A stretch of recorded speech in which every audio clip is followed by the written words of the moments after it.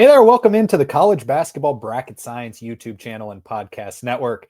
Today we're talking conference power rankings. We are about a month into the season, so we just want to take a look back on what has happened so far, and we're going to talk about some of the conference power rankings that have constantly changed. We're going to talk all Power 5 conferences in order of where the conference is ranked right now, according to KenPom, so we're going to talk a little bit about that as well. But before doing that, we are just going to talk briefly about the Friday results because that did really lead into what the conference power rankings ended up being, along with the Week 5 AP poll was just released. We always record our Monday podcast right after the AP poll. So we have updated rankings for the games to watch, which we'll talk about after the conference power rankings. Then the first of the year net rankings officially came out. So we're going to talk about those just briefly before diving into the meat of the show, which is going to be the conference power rankings. So if you're looking just for conference power rankings, go ahead and fast forward just a little bit to where you see a white screen where the graphics will be white. Before diving into it, be sure to hit that like and subscribe button for more stuff like this. Follow us on Instagram and TikTok at Bracket Science with 2 S's. We're constantly posting specifically on our Instagram. Be sure to go follow us there. All right. As mentioned, before diving into it, let's talk about the games that happened on Friday because there was a big slate and a couple notable games that influenced the conference power rankings. So quickly, number 13 Illinois did lose to number 5 UConn, 74-61. UConn finally got everyone playing in this game. Still not fully healthy. Braylon Mullins was limited, only played 10 minutes. Terrace Reed also came back. UConn looks like one of the best teams in the country. In the ESPN Events Invitational Championship, BYU beat Dayton 83-79. Dayton sneaky good in the A10. They got a lot of talent over there. And then in the consolation game, Miami did beat Georgetown. Georgetown has kind of lost all momentum that they built to start the season. Teams that started the season horribly and are now on the come up. TCU beat Wisconsin in the championship game of the Rady Children's Invitational. They beat Florida. They beat Wisconsin. They also competed with Michigan early in the season. TCU, not as bad as that opening night loss to New Orleans. New Orleans is much better than we thought, but good for TCU. They win 74-63. And in the consolation game, number 10 Florida beats Providence 90-78. I'm going to have some thoughts about Providence coming up here. In the Acrisure Holiday Classic Championship, Colorado off to an undefeated start this season. Might be ranked a little higher in the power rankings than you might think in the Big 12. They take down Washington, the championship game, 81-68. In the consolation game, Nevada beat San Francisco. San Francisco's been disappointing this season. In the Acrisure Invitational, there's a bunch of Acrisure stuff going on. Stanford beat St. Louis thanks to a missed free throw on purpose by Stanford and then a game-winning three. Pretty awesome finish there. Stanford gets the job done. In the consolation game, Santa Clara beat Minnesota. Santa Clara solidified as the third best team in the WCC. In the battle for Atlantis, the championship game, Vanderbilt scores 96 points on St. Mary's. Most teams don't score 96 points on Randy Bennett's squad. Vanderbilt is really good. We'll talk about them. They're going to be higher than you think in the net rankings that just were released. 96-71. They win the championship there. Mark Byington, awesome. In the third place game, VCU beats Virginia Tech. Fifth place game, USF loses to Colorado State. Fifth place game, Wichita State loses to Western Kentucky. No harm, no foul in those games. Not really any real notable ones other than maybe Virginia Tech losing to VCU. Ohio State lost to Pitt in just a true road game at Pitt. On a buzzer beater for the second straight season in the completion of the home and home series. Last year at the buzzer in overtime against Ohio State, this year in regulation, 67-66. Pitt desperately needed this. Pitt is not good this year, but they could beat Jake Diebler coach teams, it seems. Oklahoma beats Marquette barely 75-74. And then Texas A&M beats Florida State in Jacksonville 95-59. I said on the last podcast I like Florida State -1.5. That might be the worst bet ever. It was absolutely horrible. I don't know what happened here because I don't think Texas A&M is very good at all. I do think Florida State's okay, but this was just a lopsided affair the entire way. SMU beat Mississippi State. It is full panic mode for Mississippi State. This was at Mississippi State, 87-81 in overtime, and then DePaul did beat Georgia Tech. All right, that's it for Friday. Just keep in mind some of these results that will lead into our conference power rankings. Let's talk about the Week 5 AP poll that just came out, though. Purdue stays number 1. Arizona stays number 2. Michigan climbs up to number 3 because winning the Players Era Festival. Duke stays at number 4. UConn stays at 5. Louisville stays at 6. So not much change other than Michigan jumping in the top 6. Michigan State jumps up to number 7, as they should. They've been awesome. Houston's at 8, BYU's at 9. Iowa State only up to 10, so 3 Big 12 schools there. I think I would have Iowa State higher than Houston. I'm not doing any rankings this week just because it's a little bit too chaotic and there's too much going on. But I would have Iowa State probably number 8 at worst. Gonzaga at 11, Alabama at 12, Tennessee at 13, Illinois at 14. 15 is Florida, 16 North Carolina, Vanderbilt all the way up to 17. Kentucky stays at 18, or they move up from 19 to 18. Texas Tech still ranked at 19. Auburn's to 20. Kansas is ranked again after a 3-0. Players Era Festival at 21. Indiana's at 22. St. John's, surprised to see them ranked. They're 4-3, but they're still 23rd. USC jumps into the rankings at 24. Arkansas is up at or down to 25. UCLA drops out. NC State drops out. All right, the first net rankings. Do not overreact to these rankings at all. This is just, there's like no preseason bias included in net rankings. If it's the net's a little bit of an unknown, but do not take this like as serious as it is. But this will constantly be changing and will be a very very voiced metric system that is used for the NCAA tournament and seeding. Michigan is number 1, no surprise there. Duke's number 2, Purdue's number 3.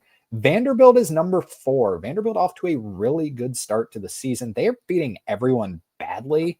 Power conference teams too, plus St. Mary's, who is basically a power conference. Gonzaga's at 5, Arizona's at 6, Iowa State 7, UConn 8, Louisville 9, Michigan State 10. Indiana is up at 11. They haven't played anyone, but they're blowing teams out. Tennessee's at 12, BYU 13. Bama's down at 14. I thought they would be higher than that with some of the big wins they got. Kentucky's still at 15, 16 Iowa, 17 Kansas, 18 Houston, 19 LSU. They also haven't played anyone. Don't take this too literally. Once again, LSU has not played a top 100 opponent yet. USC's at 20, Butler at 21, Utah State 22, St. John's 23, even with that 4-3 start. Illinois 24, and Yale rounding out the top 25 at 25th. So I just wanted to label some of the notable like weird rankings. Tulsa is 27th. Tulsa might genuinely be the best team in the American this year, as USF and Memphis have not performed. Florida's down at 33. Excuse me. Belmont is at 35. Texas Tech at 37. So some of these numbers should be showing you like Belmont's not better than Texas Tech. Like, respect to Belmont, they can shoot the 3 every year. They're really fun to watch, but they're not better than Texas Tech. So it's just there's a lot that's going to change throughout the season. UC San Diego, even without Eric Olin, is 41. Arkansas is way down at 45, and then most of these next ones are going to be negatives. I wanted to give some positives with Tulsa, Belmont, UC San Diego. Ohio State's way down at 63. That sounds bad. Like, they're not the 63rd best team in the country, are they? Until we talk about some of the other ones. Look at Oregon on this graphic. Whew. Baylor's 67th. Texas is 68th. Wisconsin's 69th. UCLA, who many thought was a top 10 team coming into the season, 76th. Oklahoma's 94th. They can't guard anyone. Ole Miss at 96. We'll talk a lot more about Ole Miss because we'll get into the whole Lane Kiffin thing. Just maybe the craziest coaching story ever. Creighton's way down at 119. Georgetown, even with a decent start to the season, only at 122. The computers do not like Georgetown. I don't know what it is. San Diego State struggling, 123. Providence at 127. Pitt, 147. Cincinnati's way down at 154 with a talented roster. Memphis at 160. Marquette and Mississippi State completely falling off the face of the earth. Marquette's at 167. Mississippi State at 172. Oregon, 192. Maryland, 200. Like I said, Oregon is not literally in the bottom half of the NCAA in terms of where they're ranked. They're going to get better. They've played harder competition, and they're getting blown out, but they're going to be fine. They're going to beat the bad teams and will climb up. But just always kind of fun to see the overreactions to the first net rankings. All right, let's get into the meat of the show. Let's talk conference power rankings. But first, a quick ad. We'll be right back. Deals on Amazon, specifically college gear. It is my go-to for the holiday season, whether it is hoodies, long sleeves, or even t-shirts. I decided to put all these great deals that I personally find on my Amazon storefront. For the bracket science fans that don't want to spend a lot on college gear, this is the place for you. Take a look at our brand new storefront. The link is in the description. Even hit the follow button on there so you don't miss a great deal on the best college apparel. Alrighty, so how we're going to do this is we're going to go conference by conference, label 1 through 18, 1 through 16, 1 through 11, depending on what conference. We're going to go in this order. I just wanted to label this real quick. This is the conference power rankings via KenPom, how they've rated towards overall success, every team included. The SEC is still considered the best conference right now by KenPom. However, there is preseason bias with KenPom's rankings now. It will slowly go away as the season goes along, but the SEC, I think that's the reasoning behind it, quite frankly, because I don't think they've been the best conference. I think it is between the Big 10 and Big 12, who are actually dead tied at number 2. That's a rarity.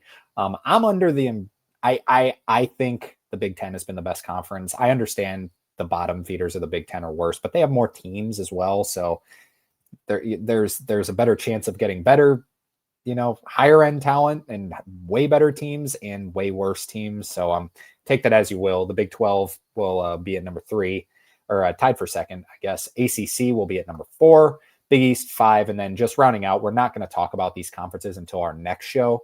The Mountain West is 6, but the A10 is coming up on the Mountain West. The Mountain West kind of struggling this year. The West Coast Conference, most notably Gonzaga, St. Mary's, Santa Clara, they're up at number 8. The American is at number 9, and the Missouri Valley is at 10. These are your only positive rating conferences in the entire country. So this is the order we're going to go in: SEC, Big 10, Big 12, ACC, Big East. Let's start with the SEC. All right, so the SEC, I will say, was probably the most complicated one to rank in general because it is anyone's conference right now. At number 1, I have Alabama. They're only 5-2. However, they have big wins to start the season against Illinois and against, they beat Illinois, St. John's, UNLV, and Maryland. So 3 power conference teams there. A couple of those coming in the Players Era Festival. I think they're just the safest pick right now as the best team. I think your next safest pick is probably Tennessee, who's 7-1 to start the season, only loss coming to Kansas. They beat Houston. That should be worth something. However, that's pretty much their only good win. They don't have another top 118 win via KenPom in the entire country. So kind of a wait and see on who will emerge as the best team in the SEC. And it could be Vanderbilt, who I have at number 3. In fact, your top rated team at KenPom, Vanderbilt. How about that? They're 10th in the country. So there's 1 through 9. No teams are in the SEC. However, 10th is Vanderbilt at KenPom. 11th is Kentucky. 13th is Tennessee. 14th is Alabama. 16th is Florida. Auburn is 22nd. LSU's 23rd. So a lot of teams inside the top 25. A lot of at-large looking teams. However, not really any top-heavy teams, which is, last year they had a little bit of everything, and that's going to be hard to recreate. But Vanderbilt is your top team. So we've mentioned they picked up some big wins. They beat St. Mary's by 25, which is like unheard of. They beat UCF at UCF by 12, and they led by like 30 or 35 in that game. VCU, they also beat by 15. So they're blowing out good teams, which is why they're up here. They have 3 top 60 wins in the entire country. And a couple of other ones like Lipscomb's 148, Western Kentucky's 124. They're still top half of Division 1. So that's why Vanderbilt is your top team in the computer rankings. Do not sleep on Vanderbilt. They are very good. I do have Florida up next at number 4. What do you do with Florida? I'm not sure because they haven't looked great. I mean, they kept it close with Arizona, and we're seeing how good Arizona is.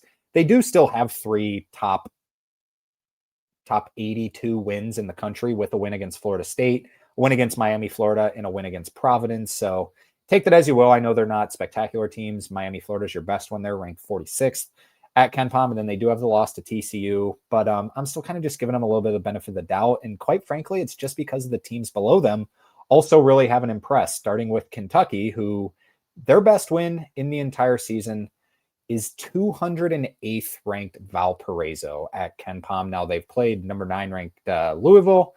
They lost, and they played number 15th ranked Michigan State, who they also lost to. Now they are beating their bad competition really badly. They beat Nichols by 1 million, Valparaiso by 1 million, Eastern Illinois, Loyola Maryland, Tennessee Tech by 1 million. But that's it. Those are their only wins. Those teams are, quite frankly, not really worth anything when it comes to your at-large resume. So they will still have more options. They get North Carolina up next, which we'll preview. It's on Tuesday. They get Gonzaga. They still have Indiana and St. John's. So they have opportunities. I'm sure they'll pick off maybe a win or 2 or 3, or it'd be awesome for them if they went 4-0. But So not quite panic mode yet for Kentucky. However, they haven't looked too spectacular. We're still waiting to see when Jalen Lowe will be able to come back. Up next, I have Arkansas at number 6. This is just kind of the mush right now for me. 6 through 9, I would say, maybe 6 through 12 if you want to stretch it out that long. But Arkansas also has not beaten anyone. Their best win is against 106th ranked Winthrop, which had them beat most of the game, and then they ended up beating them late. And then other than that, it's 201st ranked Southern. Their two notable games was a loss to Michigan State and a loss to Duke. However, they kept it close with both teams. I'm feeling optimistic about Arkansas. They got a big one as well coming up here on Wednesday. So we'll preview that game as well. At 7, Auburn. Auburn is better than I expected them to be. I thought this team was going to be like sneaky, like kind of towards the bubble. I thought this team was going to be worse, but they've been all right. And maybe it's to the expense of St. John's and Oregon, but they've beaten St. John's and Oregon. Like Oregon hasn't been good. Oregon is 86th at KenPom right now.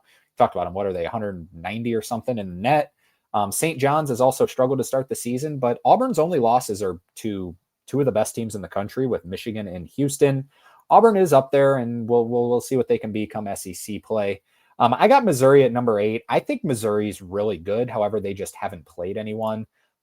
Their best win is they beat Minnesota, who's 114th at KenPom. They're awful. And then their next best win is 234th ranked SEMO. So Missouri has not played anyone, but they are going to have some opportunities coming up here with Notre Dame and Kansas. So we'll see if Missouri can be as what I think they can be this year, because they have a ton of size, a ton of athleticism, and can score the ball. So I'm optimistic about Missouri. I've been a little higher on them than most. At number 9, I have Texas, which is actually up from where I ranked them in the preseason. They're 40th at KenPom, so right on that bubble number. Usually top 40 or like at-large teams. It's kind of just the basis number. That win against NC State kind of got me optimistic, scoring 102 points in that one. They did beat Chaminade as well. The loss to Arizona State is like, I was a little concerned about it first, but Arizona State's always like sneaky good to start the season. Then they're not very well coached, so they struggle down the stretch. So I'm starting to, be okay with Texas. They hung in there with Duke, but outside of NC State, their best win is, if not including Chaminade, 335th ranked Lafayette. So they are beating teams badly. I think they'll be around a 500, maybe 8-10 team come SEC play. Ole Miss, I've dropped down. I was very optimistic about Ole Miss. They're 43rd at KenPom right now, so maybe just on the wrong side of the bubble. I thought this team was going to be better than most people thought, because I think Chris Beard's a really good basketball coach. And they haven't had any like, oh my God, you got beat by them by 20. They lost to Iowa. Iowa is like a top 20 team right now. They look really good, and they only lost to them by 5. They did lose to Utah on a neutral, which is scary. That's why I dropped them down to 10. Their best win is against Memphis. Okay, we'll see what Memphis can be. But yeah, the Utah one's a little scary. Utah's ranked 123rd at KenPom right now. So a little bit worrisome for this Ole Miss squad. We'll see. We'll see. It's still early. It's still a wait and see approach for all these teams, but I don't think they're top 9, top half of this SEC conference, which I thought they'd be. Georgia is actually up. I had them ranked as the 3rd worst team coming into the season. They've just been blowing out teams, basically, is the only reason they're ranked high by the computers. And just for clarification, I do use a little bit of the KenPom numbers to make these rankings, but it's mostly just opinionated. The game against Clemson left me optimistic. They lost in overtime, 97-94, and I think Clemson's good. They did beat Xavier only by 1, but other than that, they've beaten everyone really badly, other than Georgia Tech, which I think is the worst Power 5 school this year. But outside of that, it's like they just passed the eye test. Like I know they're playing bad teams, but they can really score the basketball. So basically, eye test is why I have Georgia at number 11. LSU, you might be wondering why they're so low at number 12 when they are 7-0 and they're up to 23rd at KenPom right now. I'm just not really buying it. This is who they've beaten. Their best win is over 115th ranked DePaul, who was like a 300th team a couple years ago. Now they're obviously much better coach, but they beat DePaul and they beat Drake, and Drake is not very good this year. It's not a Ben McCullum or Darian DeVries Drake or Nico Medved. This is a 127th ranked Drake.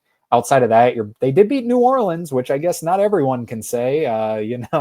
TCU can't say they beat New Orleans, but they did beat New Orleans, and it's just like New Orleans is ranked 186th at Ken Palm. Like, that's not a great win. So they haven't beaten a top 115 opponent yet. They'll be tested with Texas Tech here on Sunday.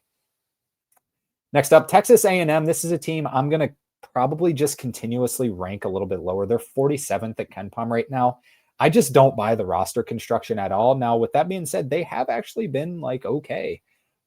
They did allow 84 points to Mississippi Valley State, which is kind of concerning. They're the worst team in all of college basketball. They're 365th, and they allowed 84 points against them. That's a little bit concerning. They lost to Oklahoma State badly by 24. They lost to UCF, and I think UCF has been better than you think, and they lost to them at home, but UCF is still like not a good power conference school. Now, their only win against a top 180 opponent, Montana's 180th, and then Florida State is 82nd, who they did just blow out badly. But other than that, they haven't played a top 300 opponent. So I don't think this Texas A&M team is going to work. I know Bucky McMillan had really short notice, so give them a year or two to kind of figure things out there. But I'm not really buying this Texas A&M team. Oklahoma was a team who I had optimism coming into the season, but they can't guard anyone and literally guard anyone. In fact, they are, let me take a look here. They are 142nd in the country in defense. They did beat Marquette, but Marquette has been just bad. Other than that, they haven't beaten a top 290 team in the entire country. So we'll wait and see on them. Mississippi State up next at 15. They're 3-4 to start the season, and I am panicking on this Mississippi State team. They lost to Iowa, lost to Kansas State, lost to New Mexico, lost to SMU.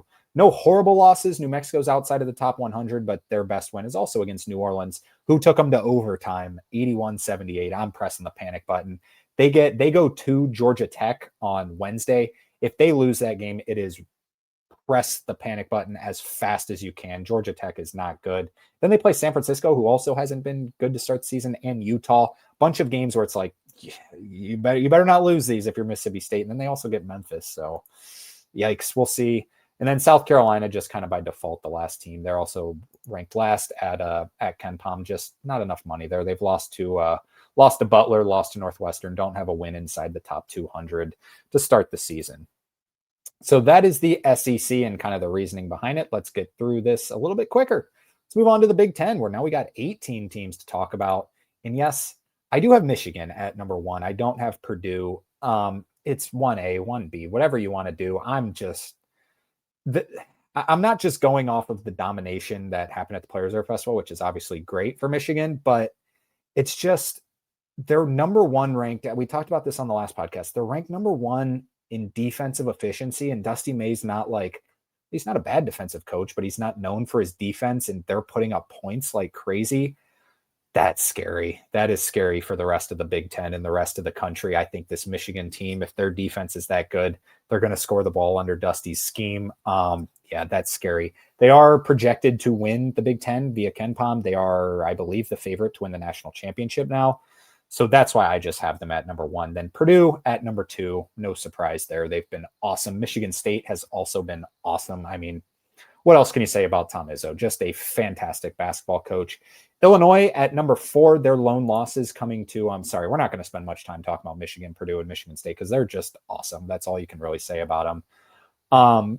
Illinois hasn't really beaten anyone too awesome outside of Texas Tech. Outside of that, they don't have any wins inside the top 150. They lost to Alabama and they lost to UConn. Tough schedule. They're going to be fine. They get Tennessee on Saturday. So kind of just waiting to see just how good this Illinois team can be. Cause I think there's a chance where they could pop out of nowhere and be like, this could be a team that wins a national championship. They're that good. So we'll see about them. Indiana up next at number 5. They're continuing to climb. No real marquee wins. They beat Kansas State, who's 54th at Ken Palm. They beat them badly, which is kind of what's keeping me optimistic, I guess. And Marquette, they beat badly, but Marquette's turning out to kind of suck. But I just like it. I talked about them on the last podcast, how the big concern coming in was their size and whether they have, a Power 5 capable front court. I watched that game against Kansas State and I'm like, this team, that's not a worry for me anymore. Reed Bailey looks awesome. They look like they have size, length, strength. So I'm not worried about Indiana. I think they're going to be, wearing home whites come March Madness time. Up next is Iowa at number 6. Iowa, what else can you say about Ben McCollum? They beat Ole Miss by 5. They beat Grand Canyon by 13. Beat Xavier. Pretty good wins to start the season. Kind of trying to ease into this, Big Ten caliber schedule that they're going to face. They do get Iowa State in a couple weeks. They also get Michigan on Tuesday, which or Michigan State, excuse me, on Tuesday, which we're going to preview here. Just for the record, the top 6, Michigan, Purdue, Michigan State, Illinois, Indiana, Iowa, is exactly what it is at KenPom. In fact, it's even USC at 7. This is also the exact order at KenPom. USC at 7-0 to start the season, the winner of Maui. Some people might think you want to see them a little bit higher because they won Maui. The best team they beat at Maui was Boise State in terms of KenPom rankings, and I think Boise State sucks. I think Seton Hall's good. That was a good win. They beat them by 2, so I'm not like going crazy over this team yet. I think they'll be fine. They get Oregon on Tuesday, which we'll preview here in a bit. UCLA, I got down at number 8. I think that's where you got to put them. In fact, they're 9th at KenPom in terms of the Big Ten right now. They're 32nd overall. Their best win is Eastern Washington to start the season, who's 246th at KenPom right now. Ugly stuff for UCLA. I know they got the talent and they'll probably figure it out, but we'll see. Donovan Dent has not been good. Nebraska up next. They're 8-0 to start the season. They are down at 49 at KenPom, but they have some good wins as well.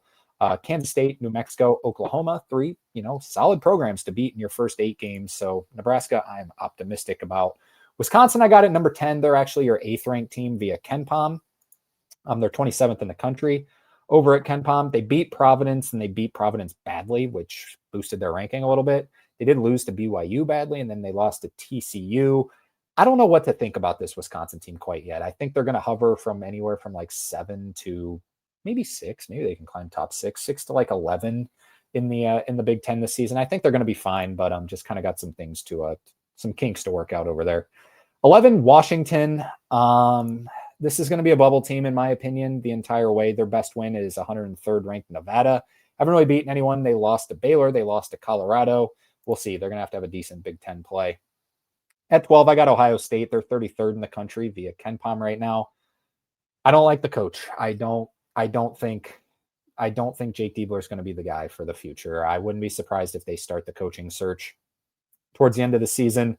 Their best win right now is over 73rd ranked Notre Dame, who they escaped at home. They shouldn't have beaten them. They should not have beaten Notre Dame. It was a last second Christoph Tilley little runner there, and then you lose at Pitt. Notre Dame 73rd at KenPom, Pitt's 93rd at KenPom. You're 1-1 against those two teams, and your next best win is 263rd ranked Purdue Fort Wayne. So they're going to beat bad teams, but I don't think the coaching levels them up to the higher level Power 5 conference competition. At 13, it is Oregon, and this feels high. I think this Oregon team is just bad. They've lost 3 in a row and have gotten kind of drilled in 3 in a row, 3 double-figure losses to Auburn, San Diego State, who is improving to probably even be the best team in the Mountain West right now, and Creighton, who is, plummeting at KenPom. They're way down there, and that's your 3 losses if you're Oregon. They don't have any notable wins. Their best win is over Oregon State, or South Dakota State, who's 181st. Hawaii's 100th. Sorry. They beat Hawaii, and if Hawaii is your best win and you only beat them by 1, yeah, I'm kind of pressing the panic button on this Oregon squad. I don't like how they're basically one Jackson Shellstead or Nate Biddle tweaked ankle away from just like maybe being one of the worst teams in the Big Ten. Northwestern, I don't really know what to do with. They're 5-2. The computers kind of like them. Their best wins over South Carolina, who's 89th in the country. They beat DePaul by 2. This is kind of a team I'm just not really buying, quite frankly. I think they're okay and they're well coached, as Chris Collins always does, but the talent just doesn't match up. Maryland is way down. They're 94th at KenPom. This was a swing and a miss by me. I thought this was going to be an underrated team coming into the season. I thought it was going to be good too once they won at Marquette. And then since then, they got beat by, in the Players Air Festival, they got beat by Gonzaga by 39 and by Alabama by 35. Or 33, excuse me. but they did win a game against UNLV. But yeah, this Maryland team, we'll see. We'll see. I thought the buzzball just coming over, bringing some of his guys, bringing Farrell Payne and Solomon Washington would work out. Hasn't quite yet. These bottom three, I think, have to be your bottom three, which is why, Oregon, Northwestern, Maryland, maybe Northwestern should be ahead of Oregon. But this is why I'm just keeping, these three have to be at the bottom. Minnesota, I have as your third to worst team, which you could put them in any order. I know Penn State fans probably aren't going to like this because they see the 7-1 record. We'll talk about them here in a second. Minnesota's best win is 274th ranked Green Bay, coached by Doug Gottlieb. Yikes. However, I just like this roster a little bit more than Rutgers and Penn State. Minnesota has kind of kept it close against a couple teams. They've kept it close against San Francisco, Stanford, and Santa Clara. They got drilled by Missouri, but yeah, this team's bad. They could be the worst team in the Big Ten. I think it's Rutgers. So Rutgers is the worst team in the Big Ten via KenPom. They're 118th. Minnesota's 114th. But Rutgers did beat UNLV the other day. They lost to Central Connecticut State, though. They lost to Tennessee and Notre Dame, but they kind of kept it somewhat respectable against Notre Dame. Only lost by 5. Should have been bigger than that.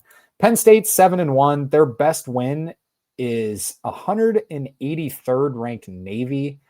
They played Providence, and I don't think Providence is going to wind up being all that good, and lost by 12 to them. And they're just beating teams like closely. Like they beat 288th ranked Fairfield by 8, beat Navy by 9. They beat Harvard by 4. These are all home games, by the way. Like these aren't playing on the road. They beat Boston U by 9. I don't know. They just don't pass the eye test for me. I don't think this team is going to be anywhere near, bubble consideration. I think, maybe Penn State should be the third worst team in the Big Ten, but they're projected to go 6-14 via KenPom. Minnesota and Rutgers are projected to go 5-15. We're splitting hairs there. All right, let's move on to the Big 12. Let's talk about the Big 12. A lot of conversation on whether the Big 12 is better than is the best conference in college basketball again. So we'll see. I have Arizona at number 1. No surprise here. They're actually third via KenPom. But their resume is unbelievable. Win against Florida, win against UConn, win against UCLA. What more can you say about them? I have Iowa State at number 2. I think they're awesome. In fact, Iowa State, the number 1 ranked team at KenPom for the Big 12. They're 4th in the country. They beat St. John's, they beat Creighton, they beat Syracuse, they beat Mississippi State. All these teams might be a little bit worse than we initially thought, but this team still just looks the part. They were playing without Team and Lipsy for a lot of it too. So credit to Iowa State. I do have BYU above Houston right now. BYU is just, I think right now, if you were to give me BYU versus Houston on a neutral court, I would take BYU. Houston, we know what they're going to be. They're going to be great, but right now I think it's BYU. They kept it close. With UConn, they drilled Wisconsin. They beat Dayton. They beat Miami, Florida. They beat Villanova. They've picked up some big wins. And when you go to Houston, they haven't really picked up any big wins. Their best win is Syracuse. Now they beat Auburn. I forgot. They won that Auburn game. And then Syracuse and Notre Dame, to me, that's just not as, the resume isn't as great as BYU's right now. But we know what they're going to be. We know they're going to be awesome. And that Kelvin Sampson will figure it out. But right now I would have them there. Kansas at 5th. That's just kind of where they belong right now. When they get Darren Peterson back, we'll see how good this team can be, because this seems like a Bill Self kind of team. At number 6, I have Texas Tech. Don't really know what to do with them because I loved this team in the preseason, but they have just been plummeting. They started off 12th at KenPom in the preseason. They're now down to 28th. In fact, they play LSU on Sunday, and LSU is favored on a neutral court. That'll be weird to see, but LSU, this is via KenPom. LSU will not be favored by the sports books in that game. It'll probably be Texas Tech 4.5. But Texas Tech doesn't really have a fantastic win. Wake Forest is 39th in the country. That's their best win. Then they did lose to Illinois only by 4 and then got drilled by Purdue, but they've just looked a little bit iffy. They blew out New Orleans, but had a close one with Wyoming. A little bit of a trap game, but kind of a wait and see for Texas Tech. I do think they belong in that 6th spot, though, because after that, there is definitely a drop-off down to Baylor, who is 24th at KenPom, so not that much by the computer numbers. They beat Creighton. They beat San Diego State, 2 teams that have kind of disappointed. They also beat Washington. And then St. John's, they did kind of get beat up by. So it's just kind of like they just don't have that interior presence, which is why I have them ranked number 7. Oklahoma State has kind of been invincible at number 8. They're 52nd in the country at KenPom right now. they've got some decent wins. They beat Texas A&M badly, as we mentioned, by 24. They beat South Florida by 8. They beat Northwestern by 5. Decent wins. Steve Lutz, I think this looks like a tournament team. At number 9, TCU, which has the weirdest resume in the entire country. The opening night home loss to 186th ranked New Orleans. Their only other loss coming to number 1 ranked Michigan via KenPom. And then wins over Florida and Wisconsin. Pretty good stuff there. I think TCU could be, a bubble team the entire season. Colorado is 7-0 to start the season. I got them at number 10 here. Wins over Providence, San Francisco, Washington. Tad Boyle, maybe still on to something there. I got Kansas State at 11, a fun team, but just PJ Haggerty and then the rest, it seems. 12, UCF, who has actually had a better start to the season than I kind of realized and expected. I do still have Arizona State at 13. They haven't beaten anyone. I know they beat Texas, but other than that, their next best win is Hawaii, who they beat by 7. They beat Washington State, who's 169th in the country. So outside of Texas, and this might just go that I'm a little lower on Texas as well, but this might be the peak for Arizona State this season, as Bobby Hurley still is coaching the team. I don't think he will be by the end of, by the start of next season. 14th, I got Cincinnati. In fact, 14th is where Cincinnati is via KenPom right now. I'm tired of talking about Cincinnati and Wes Miller. It's the same thing every single season. You beat Dayton early in the season, and it looks like maybe your offense is a little better. You lose to Louisville, which a game where you led by 9 early in the game, and then you lose to Louisville, no harm, no foul. Then you lose a home game where you really never had a chance against Eastern Michigan. It's just the same old thing with Wes Miller. I think Cincinnati is pretty much all but just given up on Wes Miller. West Virginia down at 15. This team is a lot worse than I expected them to be. Their best wins, they beat Pitt. Yeah, Pitt's not very good. Pitt's 93rd at KenPom right now. Other than that, they don't have a win inside the top 213. So then they have a loss to Xavier, which Xavier is no good this year. They're still power conference, but still. And then a loss to Clemson. No harm, no foul there. But West Virginia, maybe next year. Utah as last. This is just kind of the default thing. They're last at KenPom. They're 123rd at KenPom. Year 1 under Alex Jensen. We'll see. That's why that Ole Miss loss is kind of strange. Ole Miss losing to him. Cal Poly and Grand Canyon both beat this Utah team earlier in the week, and then they beat them on Thursday the 20th, Tuesday the 25th, and then Wednesday the 26th you go out and beat Ole Miss. That's just college basketball, but I don't like this Utah team too much. All right, next up, let's talk about the ACC, where the team that just by default is number 1. It's still Duke. It's Duke until it's not, in my opinion. Louisville is on another tier of their own. They're awesome. I have North Carolina at number 3, although North Carolina at KenPom would be the fifth best team in the ACC. I still think they're the 3rd best team, though, personally. Clemson at number 4. They look like a tournament team yet again. I got SMU at number 5. I know this is going to be, some people are going to say they haven't really played anyone, but they also haven't lost. They just haven't lost any games where they could have lost. Butler, they played Butler, and Butler looks good. They beat them. They beat Mississippi State, as we mentioned, at Mississippi State. So I'm giving them a little bit of benefit of the doubt because, up next, Virginia, they lost a game that, in my opinion, they should have won, and that was against Butler. Same thing. SMU beat Butler, and Virginia didn't. So that's why I gave SMU a little bit of the boost there. NC State has lost 2 games that, quite frankly, they shouldn't have. They lost to Seton Hall. It's proven to be better than we thought. And Texas, they do have 3 top 100 wins over UAB, VCU, and Boise State. However, none of those are power conference teams. So that's why I got SMU at number 5. At number 8, I got Wake Forest, who kind of like TCU, an interesting resume. I don't really know what to think about them. Their best win is Memphis, who's 70th ranked, and their next best win is Northeastern, who's 189th ranked. I know this team seems like they've put together like a good non-conference, but they kept it really close, obviously, with Texas Tech and Michigan. I think this team's better than what their wins and their metrics are showing right now. I'll say that. So I got them at number 8. Jai Lucas at number 9. We'll see. We'll see about Miami. I'm not sure about this Miami team yet. However, I do think they're definitely in the top 9 of the conference. Stanford, Kyle Smith, tremendous coach. They're 88th at KenPom. I think they're 4th to last, so that would put them at 15th via KenPom. I think this team's better than that because I think they have a really good basketball coach in Kyle Smith. 11, Virginia Tech. Still kind of waiting to see them take the leap that I'm expecting them to take. They've lost their last 2 to VCU and to St. Mary's. They get South Carolina on Tuesday, so we'll kind of see on that one. Number 12, Florida State. Florida State, as I said, I bet them -1.5, and they got beat by 1,000,000 to Texas A&M. They don't have a good win. Their best win is 233rd ranked Georgia Southern. However, kept it really close with Florida, and they've been blowing out all these teams. So I was a little optimistic against that Texas A&M team that I don't think is too awesome. But yeah, they don't have a good win yet. Cal is better than we expected. In fact, they're projected to go 9-9 in. They're expected to go 9-9 in the ACC. So 13th might seem a little low. I don't know. Maybe it's Cal bias, unfortunately, where I just don't ever see Cal that high, and I couldn't rank them that high. But they do have the win over UCLA. They lost to Kansas State. They were getting drilled by Kansas State, then fought all the way back and ended up losing by 3. Other than that, they don't have another top 150 win in the country, though. I'm still just kind of waiting to see, because I think it kind of told more of the story of UCLA than Cal in that game.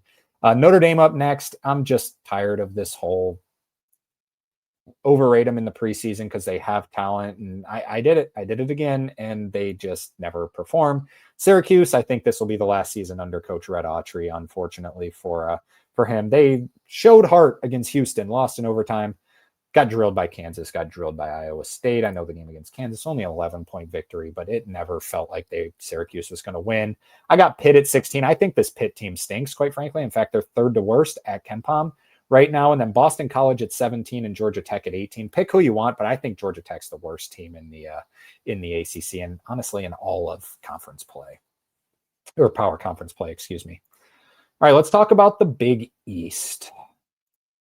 Let's talk about UConn. UConn is by far the team to beat. They're 7th at KenPom. The next best is 18th, which is St. John's. I know St. John's is 4-3, and people are like, they're not top 2. Yes, they are. They're still your definite second best team in the country, in the Big East. I have Seton Hall at number 3 because after this, it's just mush. KenPom has it Villanova, Butler, Creighton, Seton Hall. I'm going to go Seton Hall, Butler, Villanova, Creighton, quite frankly, because Creighton is plummeting right now. Seton Hall, they're 7-1, and they look the part. They passed the eye test. Their only losses to USC, who's ranked, and it was neck and neck the entire way. They beat NC State, who I think is good. I gave it to Seton Hall at number 3, and then Butler at 4. If you want to put Butler at 3, perfectly fine with it. This was the hardest conference probably to rank. Butler has the win over Virginia. Their only loss coming to SMU. They also beat South Carolina. Villanova at 5, another team you could probably put number 3. In fact, they're probably the smart choice to put number 3. We'll see. They don't have a win over a top 130 team. Their best win is Duquesne. They kept it close against BYU. So also kind of just a wait and see. And then Creighton, I'm just selling all Creighton stock this season, quite frankly. Their best win is against Oregon, and Oregon is falling out like crazy. Outside of that, their best win, 269th ranked South Dakota. They got drilled by Gonzaga, got drilled by Iowa State, got beat comfortably by Baylor. Selling my stock on Creighton.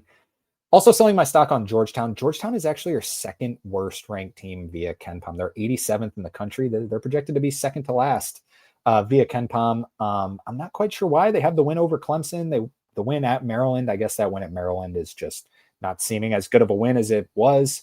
Then you lose to Dayton in overtime, show some heart, and then Miami kind of beats up on you. So I got them down at 7. Marquette's at number 8, who they just look rough. Their best win is 201st ranked Southern. Providence, who I will expect Kim English to have his resume ready by the end of the season. I don't think this team's going to get much better because he's the coach, and this team has a bunch of talent. They needed to have a good non-conference with just kind of relying on talent, and they're 4-4. Xavier at 10 at 5-3. You could make the argument maybe Xavier is better than Providence or Marquette just because I don't know. I don't see it. And then DePaul just kind of by default last place right now. Thought they might have a little bit of a chance, but yeah, they beat Georgia Tech, but Georgia Tech's awful. And they got drilled by LSU, lost to Northwestern, also lost to Buffalo. All right, that's all the Power 5 conference rankings. I'm curious what everyone would think about these. I know I kind of like to label out where I'm questioning some of the things, but let me know what your thoughts are on that. Let's dive into the games to watch for Tuesday and Wednesday, starting with Tuesday because we have an absolutely just special Tuesday slate. It all starts at 7 o'clock. Let's start on Peacock, where Iowa, who is still undefeated on the season, Ben McCollum, 38-4 to start his Division I college coaching career. Is that any good? That's pretty good. 38-4. They take on number 7 Michigan State. Is this going to be a welcome to the Big Ten moment for Iowa with Michigan State physicality at the Breslin Center? We will see. Michigan State's favored by 5.5, and that one at 7 o'clock on ESPN2. Number 13 Tennessee plays at Syracuse in the ACC SEC Challenge. Tennessee's favored by 5.5 in that one. I think Tennessee will get them badly, coming off of a loss, but the Carrier Dome should be rocking there. 7 o'clock ACC Network. Oklahoma takes on Wake Forest. Wake Forest favored by 7 in that game. Some of these are FanDuel lines, and some of them are KenPom lines because only basically the big game lines came out already. So this is a KenPom line. Wake Forest favored by 7 in that one. We'll see if Oklahoma can guard anyone. 7 o'clock on ESPNU. I almost didn't put this on here, but because I think it's just a gross game. Texas A&M versus Pitt. Both coming off big wins, though, so we'll see. But needed an 11th game on here. Texas A&M favored by 2 on the road in that one. And then the good stuff starts. 7:30 ESPN. Number 15 Duke, number 15 Florida, defending national champions take on number 4 Duke. Duke favored by 9.5 right now. At least that's what it was when it first came out when I made this graphic about an hour ago. Kind of like Florida plus 9.5 in that one. Duke is just so loved by bettors in general that their lines are always a little higher. Like I took Kansas plus 10.5 against Duke. Didn't work out, but let's be honest, they should have covered. I know I'm covering my own ass there, but probably should have covered. And then Arkansas, same thing, like plus 10.5 for Arkansas, who's got a lot of talent. Same kind of thing with me here with Florida, and Arkansas did end up covering barely. But I think it's kind of the same thing here. Like Florida is looking for something to prove. I think plus 9.5 is a decent bet there. But at Cameron Indoor, that's going to be so much fun. The matchups I'm looking for in this one, will Xavier Lee look like me out there and just do nothing and kind of huck up threes and not make a lot of them against a really well-coached Duke team? Or will Florida kind of control it with their size in the front court and really be able to stop Cam Boozer? That's kind of the storylines I'm looking for there because Florida has experience and they got dudes in the front court still. 8 o'clock, because Cam Boozer has kind of been Duke's everything so far this season. We'll see if they can have someone else contribute if that Florida front court shuts them down. All right, now at 8 o'clock on FS1, number 1 Purdue travels to Rutgers. Rutgers always plays well against Purdue. However, Rutgers is just not good this year. Purdue minus 16.5 in that game. They're favored by. I'm not betting that game. That's a big line, but Rutgers I don't think is good. 9 o'clock ESPN2, number 5 UConn at Allen Fieldhouse. Number 21 Kansas will get Darren Peterson back. Thank God for this game because this is going to be a huge game. My favorite game of the night. You're going to see, just look on the right side. We have a game played at Cameron Indoors between 2 blue bloods, if you consider Florida a blue blood. A game played at Allen Fieldhouse between 2 blue bloods, UConn and Kansas. Game played at Rupp Arena between 2 blue bloods, North Carolina and Kentucky. How awesome is that? That's probably, if you were to ask me, the 3 best environments in all of college basketball. So pretty good Tuesday night. UConn is favored by 1.5 on the road in that game. We'll see if that number starts to lean towards Kansas because KenPom actually has it -1. I don't think it's like completely officially at that Darren Peterson's playing, but he's like, it looks like he's going to be fine to play in this one. That's going to be a lot of fun. Will this be a Kansas breakthrough moment? We'll see. 9 o'clock SEC Network. Miami taking on Ole Miss. Ole Miss favored by 3 in this game. I'm rooting for Ole Miss in this game because they desperately need not just a win in basketball, but a win in life. What an absolute crazy week for Ole Miss fans. Let's talk about it, about the Lane Kiffin thing. This is the craziest coaching story I've ever heard in my entire life. I've never seen, think about last year I'm trying to, relate this to college basketball. Last year when Jai Lucas left Duke to go to Miami to start the season as like a team where Duke was the favorite to win the national championship going in. This is like, if it's probably not quite if like John Shire left because they were the favorite. This would be like Ryan Day leaving Ohio State right now. It would probably have been like Bruce Pearl, like after the Sweet 16 is just like, instead of retiring in the offseason, I'm just going to call it now. And I'm going to go I'm going to go back to Tennessee and take the Tennessee job. Like, what in the world are we doing here? You have a team that has a chance to win the college football playoff. I know there's more to it, and I'm never going to hate on anyone for advancing their career, but was it worth it? Was it really that worth it to like you're going there obviously for the money, and you're going there to have a better chance of winning at LSU's brand than Ole Miss. Are you ever going to have a team that has as good a chance of as this year's? It's kind of Ohio State and Indiana at the top of the sport right now in college football, and then you got all the SEC teams trying to, be the SEC team to win the national championship and beat those two Big Ten teams. Ole Miss is right at the top of that list. Are you ever going to have a team that's that good? It's just the craziest story how he's like, it's fine if you go and take another job. If I'm Ole Miss, I've seen the people where they're like, I would let him coach. Like, he brought him here this far. He turned the program around. If you're an Ole Miss athletic director, or even probably an Ole Miss fan, do you want the LSU head football coach coaching your football team the rest of the way? Someone in your conference? I wouldn't. I would have done the same thing if I was the AD. I'd have said, get out of here and leave, and please don't ever come back. Like that is just like, is it really worth it in that scenario? And then you threaten to bring your staff with them. Like, you just feel bad for the Ole Miss players where they're just completely abandoned. Like, they got the whole spiel on recruiting. Come here, we're going to win. We're going to win. Then he's like, I don't think I can win here. I'm going to go to LSU or just take the money. Absolutely wild. We talked a lot about the Kevin Willard thing last year. There was a thing with a Michigan basketball coach years and years ago, where Steve Fisher ended up taking over. This is the craziest coaching switch I've ever seen in my life. And yeah, we talk more about college basketball, but this is just like unbelievable. It's just the whole, I'm not a huge college football guy, and I do follow it, but then this was just a crazy story. It's like, I don't think there's any other coach in Division I that would do this, that would leave a legit national championship threat and go there. Like I said, I understand taking another job, but do it in the right timing. There was a Gary Parrish from the Eye on College Basketball podcast over at CBS talked about the story with Greg Marshall, where he was at Wichita State and was at the top of the sport. UCLA wanted him as their next head coach.